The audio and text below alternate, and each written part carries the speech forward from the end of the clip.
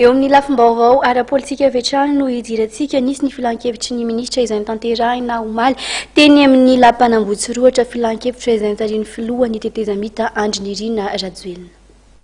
Nampahafantariny filohan'ny tetezamita tamin'ny kambana ao anatin'ny gouvernemanta Berzika fa filan-kevitra ministra farany tarehany no nitanterahana omaly teny amin'ny lampanambotsiroatra. Nosoritany ihany koa fa ny filoham-pirenena izay voafidy tamin'ny fifidianana izay nitanterahana ny 20 desambra lasa teo no hitarika ny lanonana fampiarabana ny tratry ny taona. Izany no ny fahatsapana hoy ny filohan'ny tetezamita fa tsy ho ela ny fitsarana manokana amin'ny sanan'ny fifidianana na ny CES no hamoaka ny voka-pifidianana.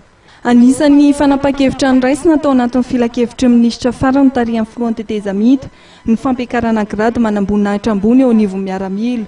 Manam-boninahitra jeneraly 10 napakarina général de division ary manam-boninahitra miaramila 20 kosa no nasondrotra ho généraux de brigade, brigade aérienne ary contre-amiral.